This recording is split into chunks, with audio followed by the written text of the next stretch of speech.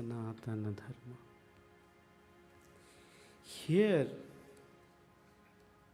again, I come to realize what Sanatana Dharma is. Sanatanayatiti Sanatanaha, Anadi Ananta, causeless, endless. Actually, the word religion is not the synonym of word dharma. The word religion has got a very, very narrow meaning. It will have some prophet, the founder, who speaks that view, thought, some of his realizations. It will have a way of worship, upasana paddhati, and lastly, it will have some religious text. You have to follow this. But dharma, according to Jagadguru Shankaracharya in his Upodghad Bhashya of Srimad Bhagavad Gita, he says, Dividho hi vedukta dharma pravritti lakshana nivritti lakshanascha. The Nirukta defines dharma, dhriya dharane dharanat dharma, which holds everything in this universe. Dharma, what is dharma? Jagatasthiti karanam praninam shakshat abhyudaya nisreyasa hetu yasa dharmaha. Means that dharma is that cosmic principle which is responsible for creation, sustenance, and annihilation of this universe. Our Sanatan Dharma is not only restricted to following certain rituals. घर में पंडित जी आ गए, हवन कर दिए, सत्यनारायण पूजा हो गया, भगवान का अभिषेक किया. Of course, they are the part of Saguna Upasana. From Saguna only, Eka Bhaktir Vishishyate, we get our mind concentration. First, we take some Adhar, some base. Because in this world, with so many problems, we can't just set our mind to connect directly with that non-consciousness, the Brahman, which is non-dual, omnipotent, omniscient, formless, qualityless. So here we need some basic upasana paddhati, something to depend on. Bhakta nam anugrahaya manushin tamun asritaha.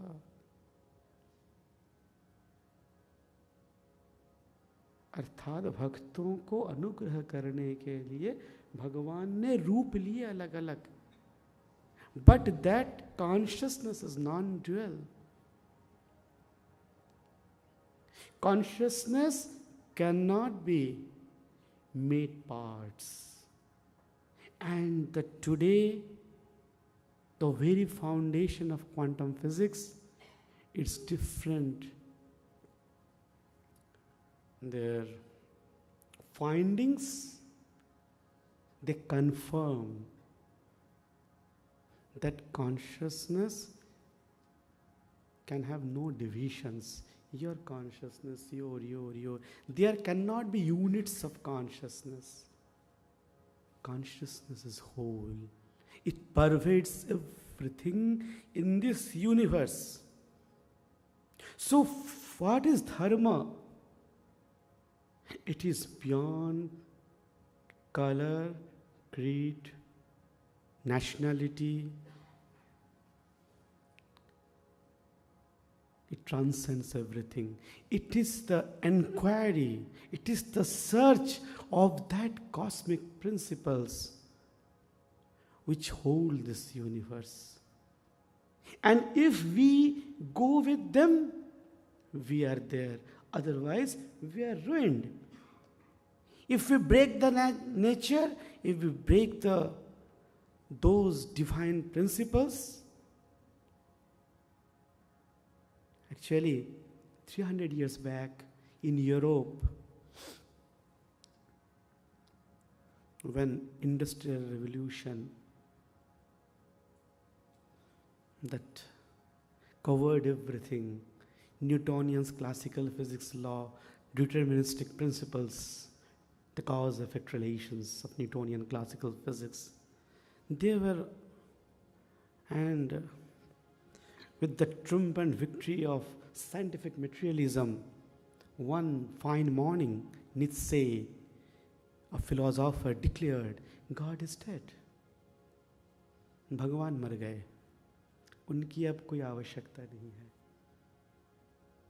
The God is no more relevant. But after 300 years, and 350 years, now, after going into the complexities of this creation, 18 physical constants of physics and biotic laws, the ETGS code of DNA, chemical laws, they have all combined. Now physics cannot be separated in a separate way. All knowledges they are coming to a holistic approach. They are getting combined. You get biophysics, biochemistry.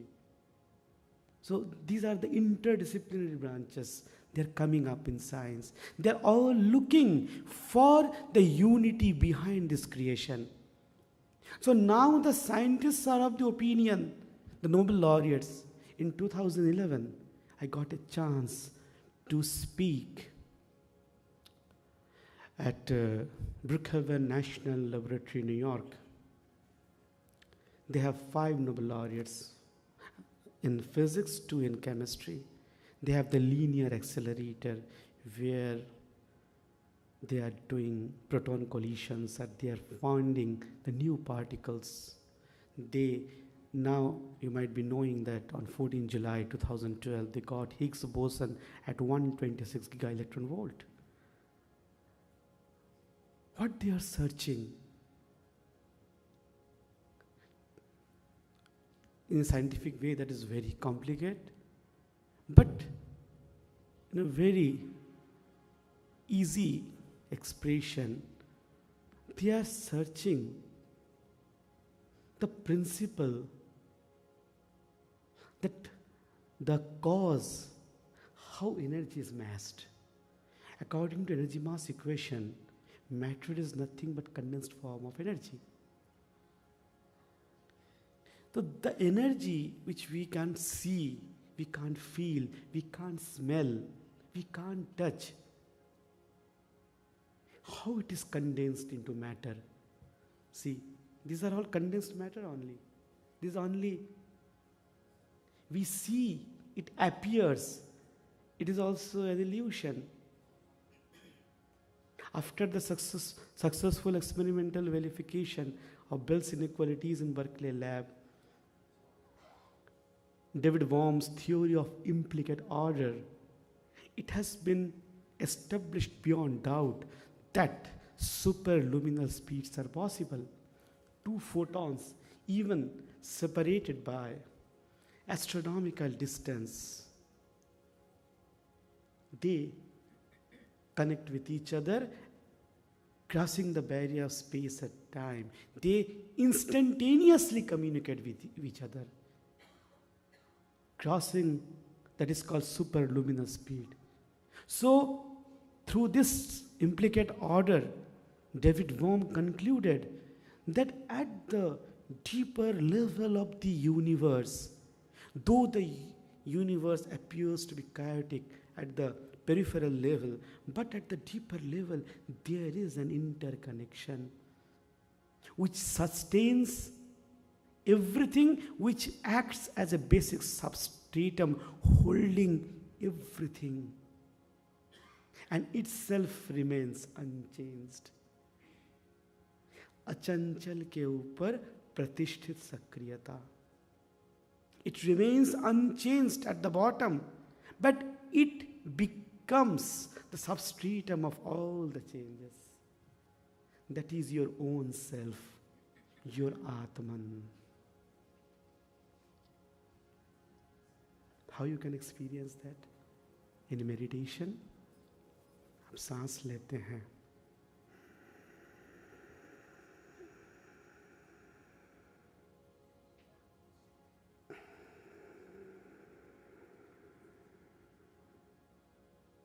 you inhale and exhale. In between there is a gap.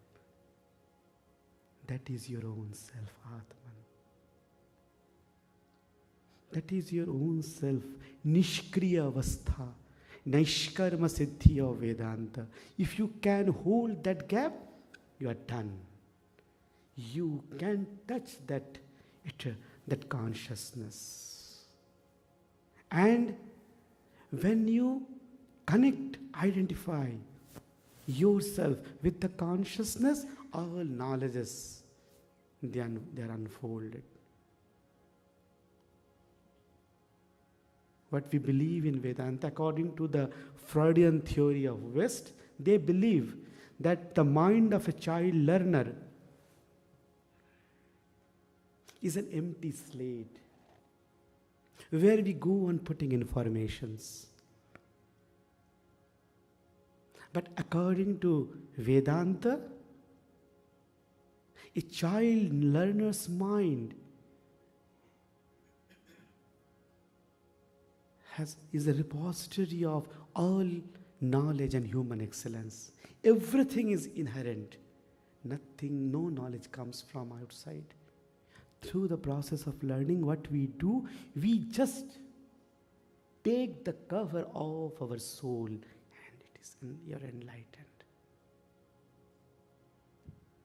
That is the learning of Vedanta. Every human being, every unit of this universe is complete. That is the beauty of Vedanta. After my lecture, the scientists in Brookhaven National Laboratory, they're all scientists. They're working on Higgs boson. And now after the discovery of Higgs boson on 14 July 2012, the CERN, the largest particle accelerator in the world, on the border of France and Switzerland, it is closed for renovation. Its magnets are being upgraded. So new magnets with a very much more energy and power, they are being constructed by Brookhaven of New York. They have an establishment on 4,000 acres of land. So they asked me, they were all scientists. So they asked me, Swami, you're talking of consciousness, but what is consciousness? I told them that first you have to discard your material mind, material way of thinking, because all scientific findings you come through, they are empirical truths. They are based on observation and experimental verification of the facts under certain imposed conditions. But, so they are restricted to senses. Chakshu, Karna, Nasika, Jiva, Tacha. ये सारा जो कुछ हम देखते हैं दुनिया को, ये इन पंच ज्ञानेंद्रियों के अंदर ही आता है. They are restricted under the perception of these 5 sense organs. We can't go beyond that. But today, it is proved beyond doubt that vision, that is the whatever we see, we can see only Vibgyor band, Vibgyor wavelengths. But ultraviolet infrared is there. ears, they can hear up to the audible range, audible frequency range is 16 hertz to 20 hertz. We can't go beyond that. But ultrasound, we have the proof of presence of ultrasound, and those technologies are being used. So it is proved beyond doubt that world exists beyond our perception. हमारे देखने के बाहर भी दुनिया है. तो कैसे पहुंचे वहां तक? How to reach there? This scientific, through scientific method and through your sense organs, you can't reach there. Because buddhya grajyam atindriyam, they transcend senses. So how to enter there? There is one more faculty of knowledge you have, God has given you. That is intuition. And this intuition can be developed by yoga and meditation. You go, when you are done with yoga and meditation, you develop one more faculty. What is intuition? Intuition is the direct connection, direct merger of subject and object, crossing the barrier of space and time, transcending space and time. Like your house, your home is 20 miles away. If you want to know what is going on there, you need to go there physically. So, at the peripheral level of the consciousness, there is a subject-object division. That is the object, and you are the consciousness. Me, the observer, I am the subject. So, at the peripheral level of the consciousness, subject and object, they appear to be different. We need to go, we have to cover this space, you have to go there. This is called space-time continuum. Kala, Desha Kala. But to an intuitionist who develops that faculty, when he goes deeper and deeper in meditation, their space-time is gone. He can transcend space and time. There is an immediate merger of subject and object, crossing the barrier of space and time, and you are connected. You need not go there. This is how our truth seekers, our sages, they wrote down everything, what is going on in this vast cosmos, sitting here only through meditation.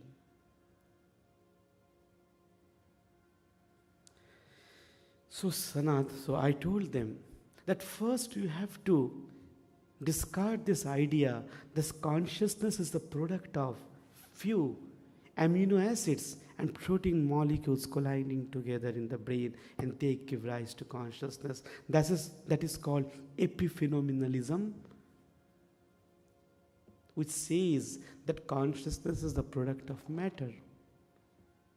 But we say, the Vedantins, the idealists, that consciousness cannot be created from matter.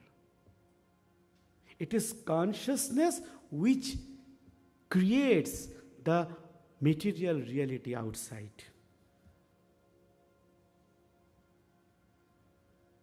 So why you are doing all these rituals? To concentrate our mind. Havana, Puja, Pata, Abhisheka, Ramayana, Katha, Srimad Bhagavat Katha, they all tune our mind to that highest goals. To the highest goal. These rituals, they are not the ends. They are means to the greater end. ये साध्य वस्तु नहीं है, ये साधन है उस सत्य तक पहुंचने के. हमको ध्यान में भी जाना है, उस चेतना को स्पर्श करना है जहाँ अद्भुत अनुभूति है, आनंद है, सतचित आनंद स्वरूप का आस्वादन है. Actually, So here comes the broader aspect of dharma. So dharma is that cosmic reality which explains everything. And it explains the purpose of this creation and what for I am existing in this universe and what should be my actual role I have to play. So it has got a very wider and broader meaning than the word religion. So everywhere I say dharma shabda cannot be explained by any of the languages in this world. Its depth, its realization. Actually, it is a Jnana Yajna. You are going through the Ramayana Katha, जहाँ हमें भक्ति की अनुभूति होती है. But Bhagavan Krishna says in Gita, Sarva Karmakhilам Partha Jnane Parisamapyate. Srimad Bhagavad Gita has 3 sections. Pratham Adhyay to Shashtam Adhyay. Karma, they explain Karma Yoga. 7th Adhyay to Dwadash Adhyay, Bhakti. And Trayodash Adhyay to Ashtadash Adhyay, Jnana. So Bhakti is the setu, bridge between karma and jnana. Bhagavan Krishna says, you need not discard karma, because karma is the setu, the bridge which takes you to the nirvana, the moksha, the jnana. How? Sakama karma can be converted to nishkama karma. He has given 3 principles in karma yoga. First, kartritva bhimana rahityam. If you go through whole karma yoga, you will find 3 solutions. How you can transform your kamana yukta karma to nishkama karma in a broader aspect. And the day you are done with nishkama karma, you are tuned with that eternity. You come in identification. You can touch him. You can feel him. You can enjoy him. So, Karma Yoga's first principle is Kartritva Bhimana Rahityam. मैं करता नहीं हूँ. Kartritva-bhimana rahitam. I am not a doer. I am an instrument of the divine.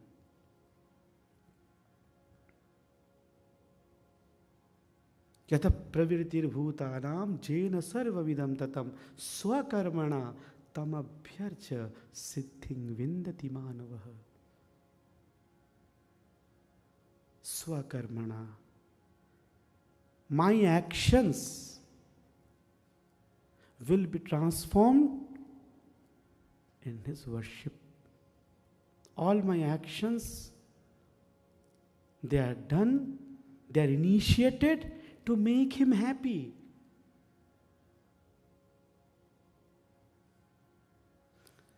Second one, kartritva bhimana rahitam. Second is ishwararpana buddhya anushtiyamana.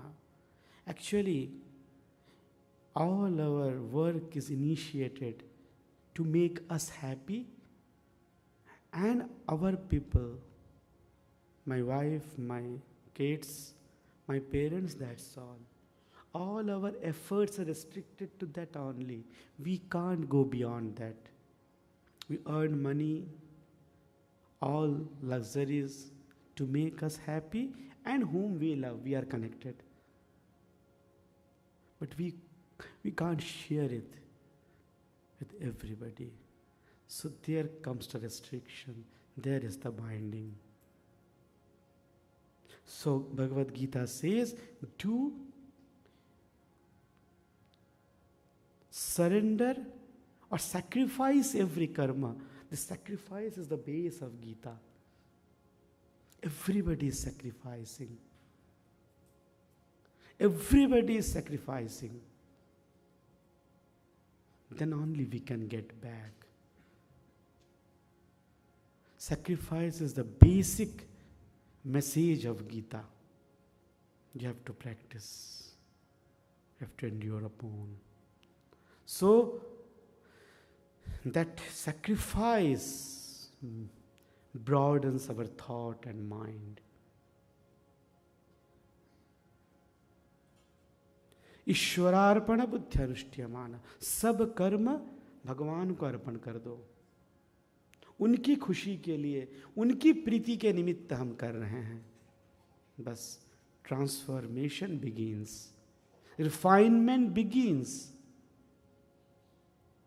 Because if I have any idea to hurt anybody, to insult somebody who has insulted me several times, the day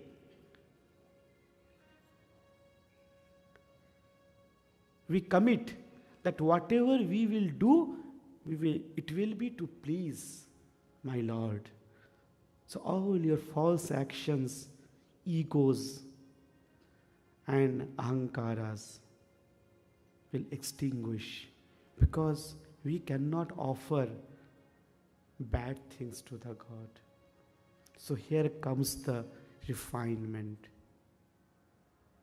And third one is karmarnevadhikaraste ma phaleshu kadachana. Don't dream for recognition, selfless.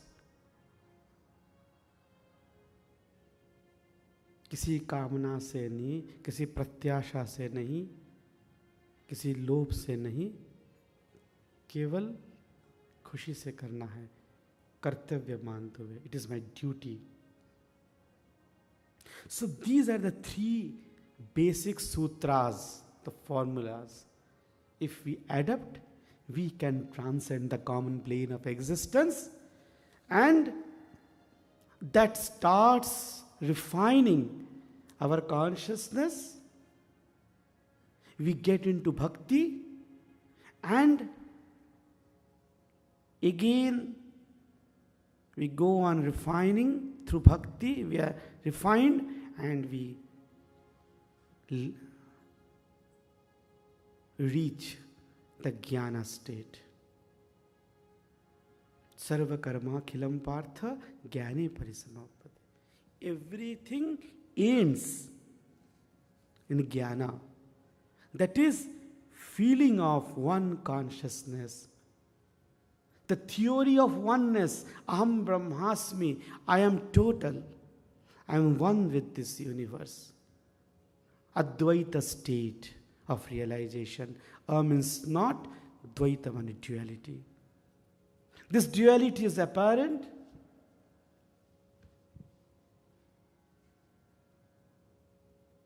Physics has reduced all the forces of this universe to 4 forces. Strong force, weak force inside atom, gravitational and electromagnetic. Now they are trying to find the grand unification theory, TOE, theory of everything, which can connect all these through forces through one equation. That is, they are also searching that underlying reality which connects everything in this universe in their own way through empirical process. And the Vedantins, the truth seekers, the spiritual seekers, they searches inside. Their searches through intuition. Professor Dawson, He was an eminent philosopher of the West. In his book, he has asked why we should love each other. If you are hurt, if you get a scratch, do I feel pain for you? मैं आपसे प्यार क्यों करूं? यदि आपको चोट लगती है तो क्या मुझे आघात लगता है? तो आर दे नॉट फॉर्मल? आपको लग गई, क्या हुआ देखो. Do I really feel pain for you? What is the logic that we should love each other? We should protect each other? If I am gained by hurting you, by depriving you, why should not I do that? That is called hedonism, सुखवाद. हमें सुखी होना है, तो आपका नुकसान करके यदि मुझे लाभ होता हो तो मैं क्यों नहीं करूं? Is there any logic in any of the philosophies of this world? Dyson answered. The answer is nowhere. The answer is in those great texts of India, the Upanishads.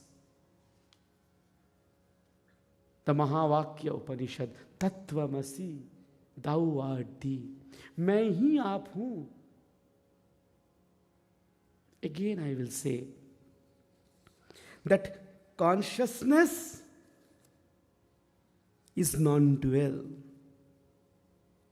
I told those scientists in that address that you have to discard this idea that consciousness is like a matter which can be made into small parts. Consciousness is non-dual. Actually, today, the scientists are also trying to experience the truth of their discovery. Nobel physicist Schrödinger at Ascona in 1946, while speaking to, Schrödinger is a very famous scientist who discovered wave equation in quantum physics. There are two branches of quantum physics, of quantum world. One is wave mechanics and another one is statistics, particle physics, matrix mechanics. Heisenberg's theory follows that. So, but in explaining the modern, your mobile and all remote sensing, everything, quantum physics, this part, wave mechanics has been more successful in driving all those equations and complexities. So, Schrödinger is the father of that quantum physics, the wave mechanics, Schrödinger's wave equation, it is called. So he even went to the study of Vedanta and Upanishads. I am thrilled to know that. He quotes, when he was speaking to the physicists on the spirit of science, he quoted Shankaracharya's Brahma Sutra Bhashya, that experience of the subject, experience, mind, experience of the subject, and the experience of the object, that is the matter. Experience of the subject, me, the consciousness, and experience of the object, the matter, like light and darkness. Schrödinger said,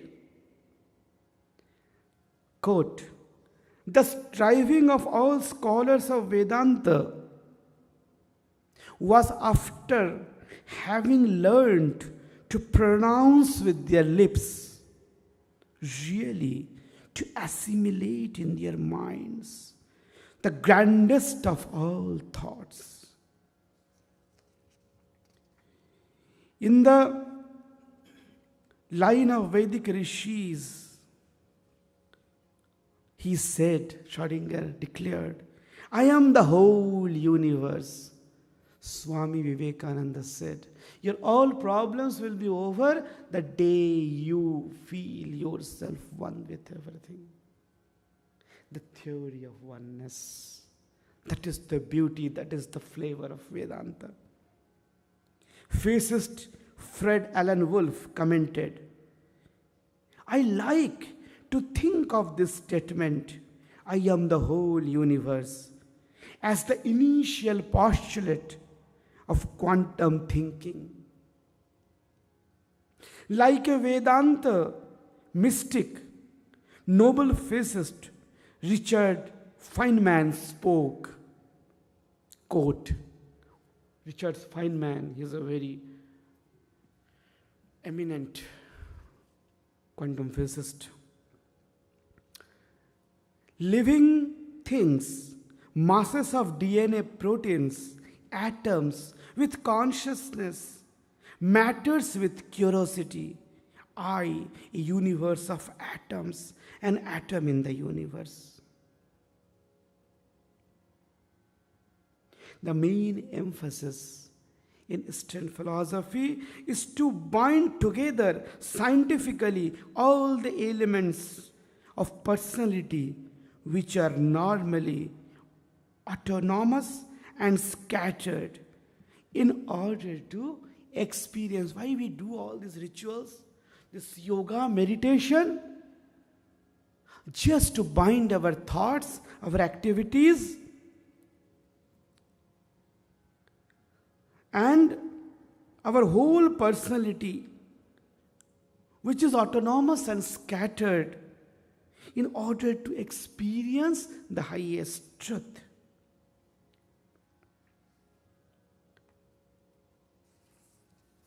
Actually,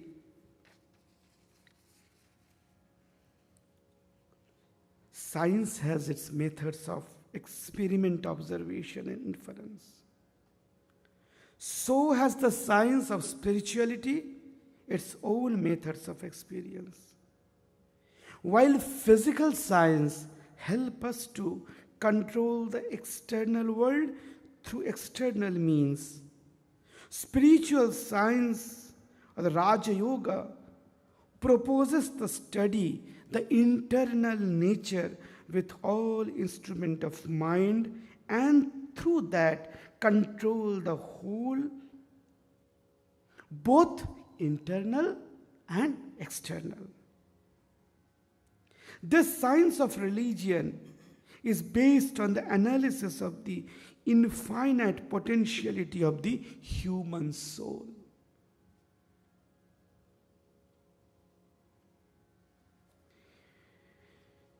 It has no creed and it is universal. Everybody in this existence, everybody in this world, he may belong to any part of the world, any religion, any race, any culture, he can adopt this universal religion of consciousness. The theory of oneness. This is the flavor and beauty of Vedanta. It crosses all the divisions, all the barriers, and it takes us to a common platform where we all can unite.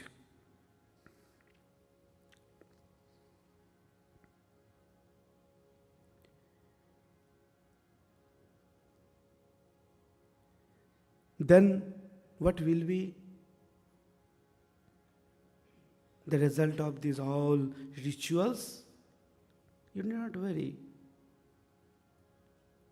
These rituals, they will act as bridge to reach that eternity. Because these rituals, Havan, Puja, Abhishek, they help the masses to awaken the spirit, the consciousness within through these rituals, prayers, and mythology, and experience the ultimate reality.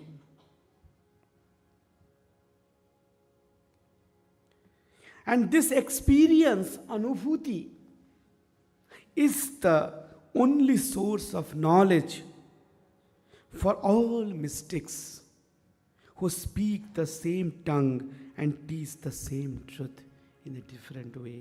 That's all.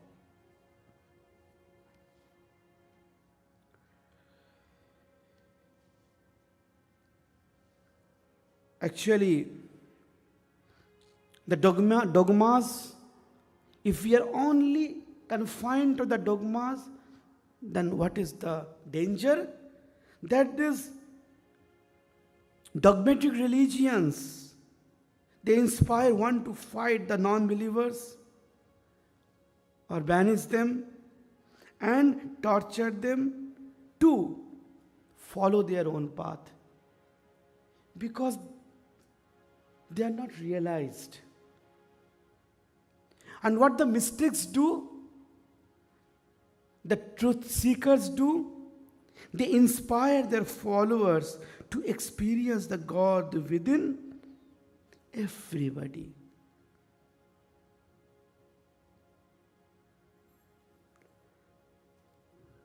Actually, Upanishadic truth speaks, Sarvam khalu idam Brahma. Everything is permeated with Brahma, the ultimate consciousness. This is the beauty.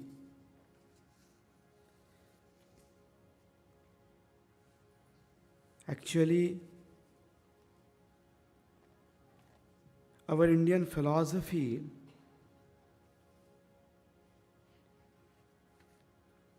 is it has got a very intense depth. You have to realize that.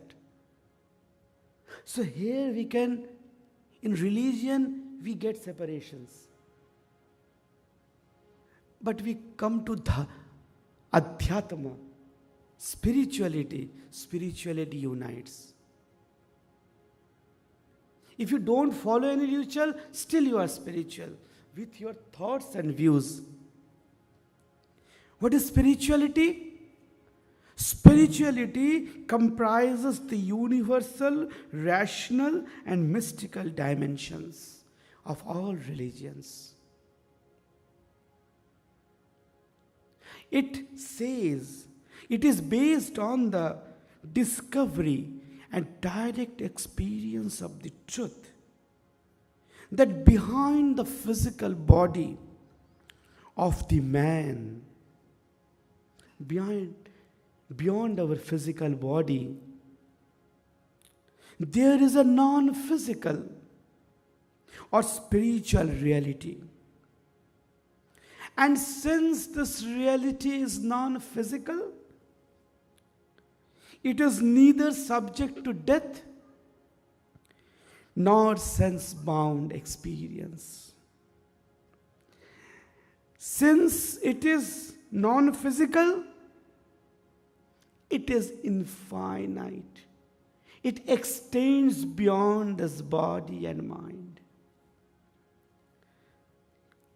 pervades everything. And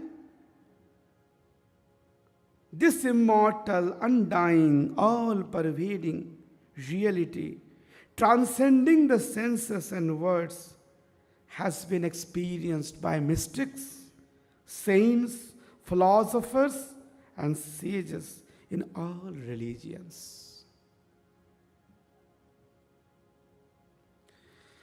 It is known as Brahman or Atman.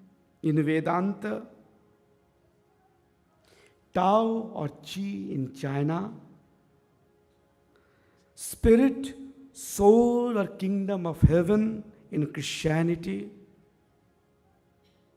Nirvana in Buddhism, and Haq, truth, in Sufism. It is the ultimate truth and the goal of human life, according to spiritual tradition, is to experience our oneness with this reality. According to Vedanta, this reality or spirit is eternal, that is Sat, deathless existence. Chit, that is absolute, all pervading knowledge, consciousness. And Ananda, the absolute bliss.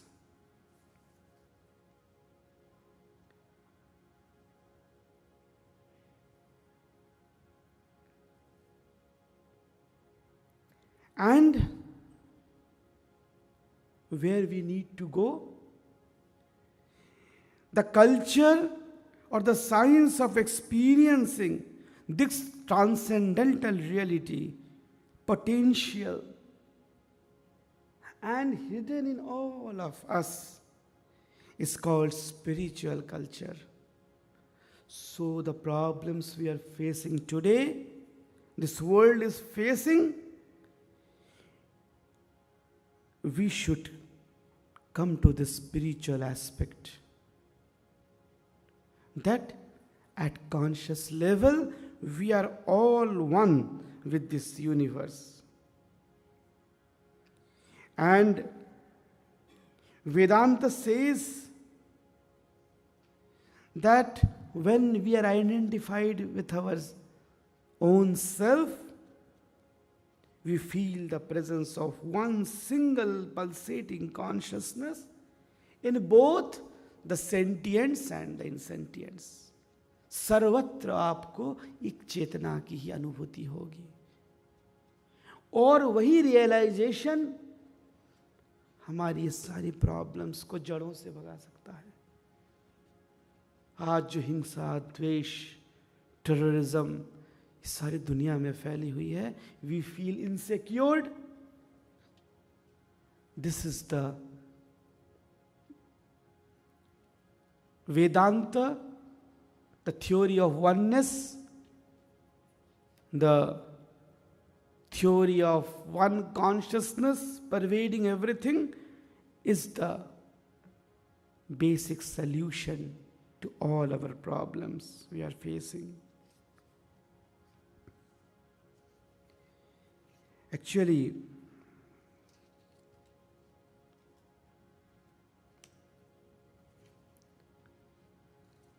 the basic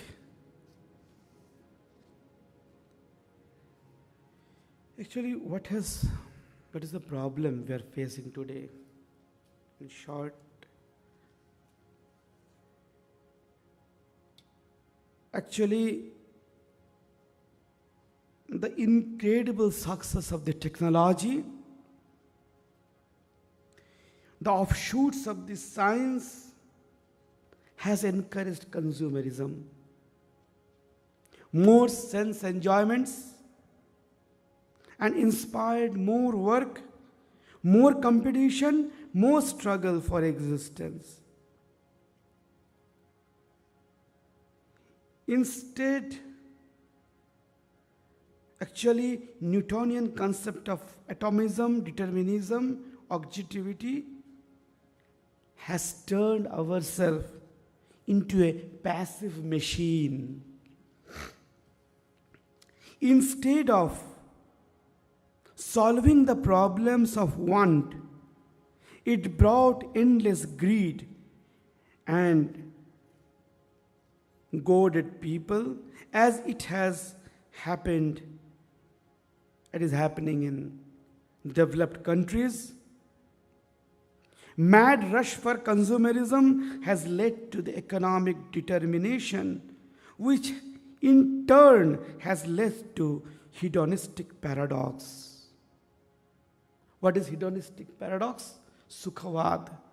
That is, the more of sense pleasure, the less of happiness, resulting in neurosis, depression, suicide, and death. The power and money has become the determinants of social status today. If we lose them, we think we have no purpose living in this world. we must die. What is this? Are we really educated? Are we really civilized? 100 years back, when Swami Vivekananda addressed the World Parliament of Religion, he defined education. Education is the manifestation of perfection already in man. And his definition to civilization, Swami Vivekananda defined civilization as the manifestation of divinity already in man. Then he quoted, education is nowhere, education is yet to be in the world. 100 years back, he told to the West. And civilization is yet to come, yet to be there. No, education is yet to be in the world and civilization is nowhere in the world. यदि वो फिर आज 100 साल बाद आ गए होते तो बेचारे रोते, मैंने क्या बोला और क्या हो गया। ये 100 साल में हम और भी पशु बन गए, और भी दानव बन गए। See, today, हमारी माताएं और बहनें, they feel more insecure. Why? Are we really civilized? Are we really educated? Again, the reorientation of the education is the need of the hour. Now, I will come to a very interesting finding of the brain physiology that says Dr. Sperry, while researching on brain in the California Institute of Technology, he says that there are two lobes of the brain, right brain and left brain. Right brain is the intuitive brain, the holistic brain. All compassion, love, affection, they spring from the right part of the brain.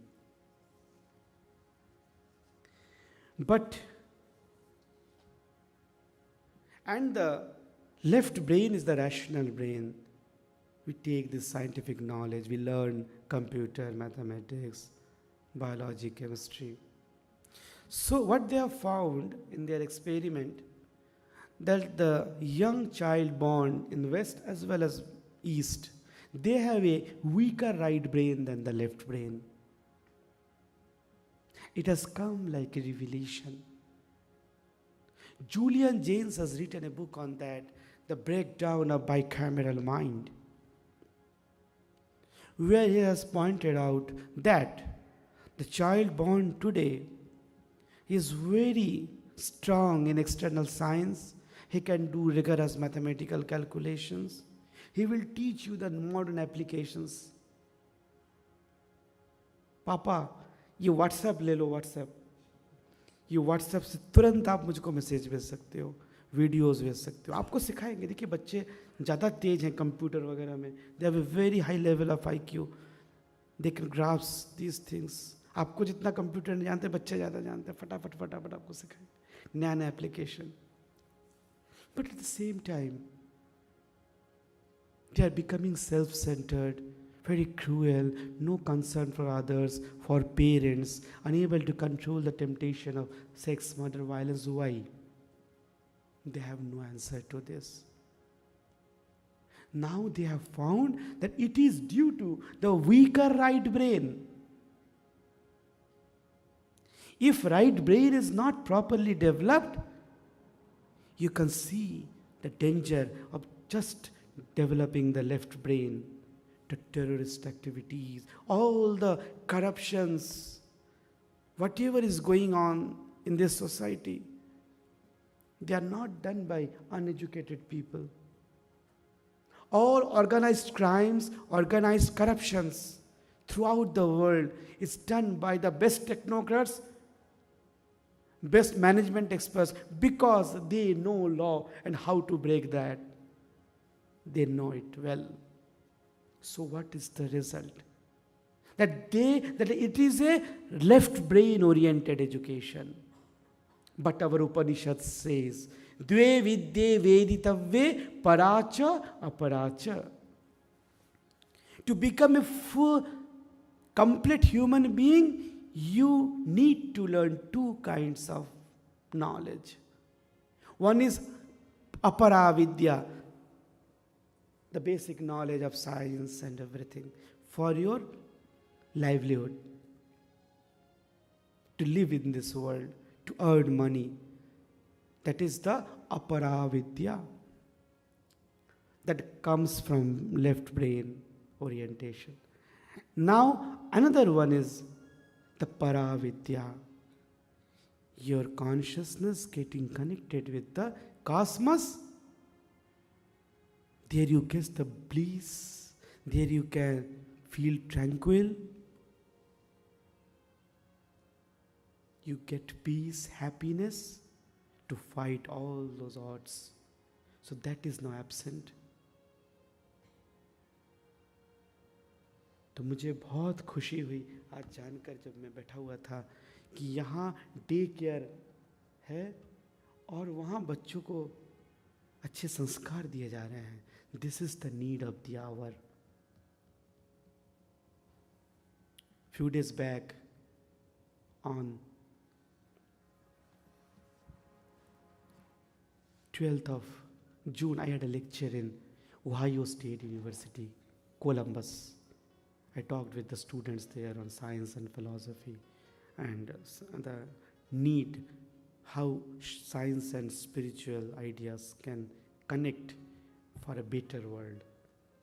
It is the need of the hour that the vices coming out of the scientific this development, they can be rectified by the spiritual culture, which you are inculcating. Hats off to you. मुझे बहुत अच्छा लगा कि बच्चों को यहाँ रखा जा रहा है डे केयर में, और ये एक बहुत अच्छा एंडेवर है, बहुत अच्छा प्रयत्न है कि इस फास्ट वर्ल्ड में, वेस्टर्न फास्ट वर्ल्ड में फाइट करने के लिए बचपन से ही उसके संस्कार तैयार हो जाएंगे. वो चॉइस अपना कर सकेगा, व्हाट इज़ बैड और what is wrong, what is good. So actually, so education need to be oriented, and this reorientation, that is the right brain development, the prevailing education system can't do anything with the right brain. They can only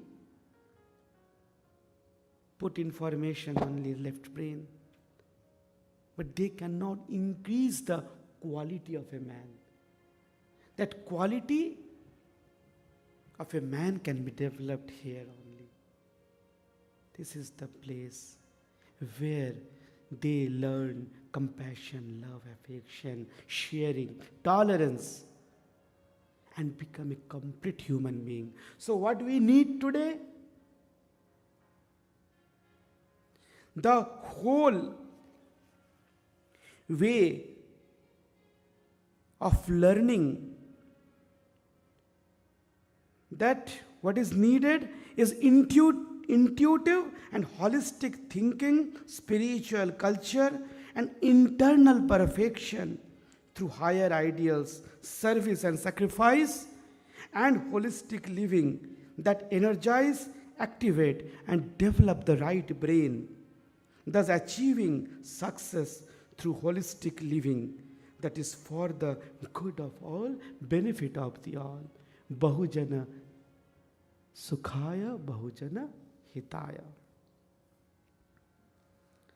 Actually, today the total TQM, total quality management, or the zero defect management, aims at perfecting materials, method, machines, and man. While first three, that is material, methods, and machines, they can be perfected by the left brain. Education, technological education. But no way to perfect the man. That can be done by awakening of the divine self in a man, and that can come through the right brain spiritual education. Here, we need, this is the scientific logic why we go for spiritual education for our kids. Because today, the young generation, they're very logical, they're very scientific. Just by putting some tales of Rama and Mahabharata can't convince them.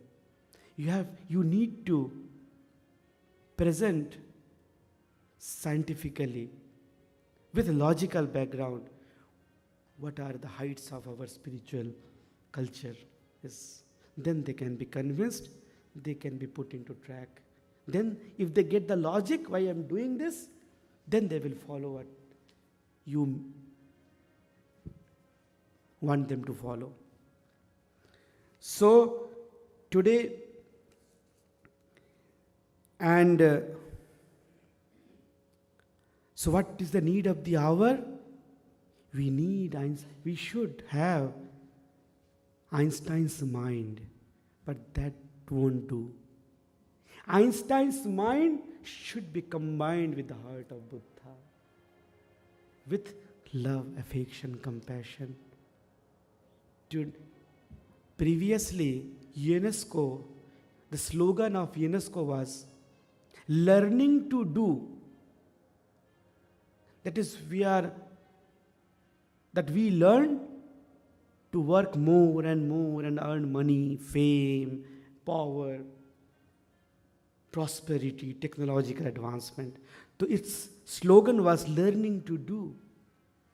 Now, after watching all this, the present scenario, what is going on, everywhere we see terrorism and we need to fight it, and all the negativities. Now they have changed their slogan from learning to do to learning to be. They're learning to become first a human being. एक अच्छे इंसान बनो पहले, जिसके दिल में प्यार है, कंपैशन है, लव है, अफेक्शन है, टॉलरेंस है, जो सबको आश्रय देने लायक बन सकता है. You should become a shelter to the human being, not a terror to everybody. That is the basic philosophy of Vedanta, and that can come through that realization of oneness, that I am total with this universe, which is strongly supported by the present findings of the physics also. Jai Gurudev. Om Purnamadaha Purnamidam Purnat Purnamudachyate Purnasya Purnamadaya Purnameva Vashishyate. Guru Maharaj ki jai, Vyas Maharaj ki jai. Dr. Ji, we want to take this opportunity to thank you for a very enlightening discourse. I think that the title that we should look to you, that you should be given with spiritual scientist. I think you all will agree with that. Doctors' repertoire of knowledge of the sciences is of such an abundance that we would have to be academics to truly grasp all that he has to offer. But I think tonight there is so much there that we have so much to take home. In listening to him, one cannot help but think about the two pathways of knowledge that we are supposed to, in the development of children. He explains to us that the two sides of the brain having the ability, one focused on the academics, and in the Western world there is great focus. But in reality, there is very little done in the spiritual development. So without a parallel pathway development, we are well in tuned academically, but we are very out of tune spiritually. And this is one of the weaknesses of the modern day society. You know, I couldn't help thinking when he talked about the Vedanta and what is consciousness, and thinking that, we have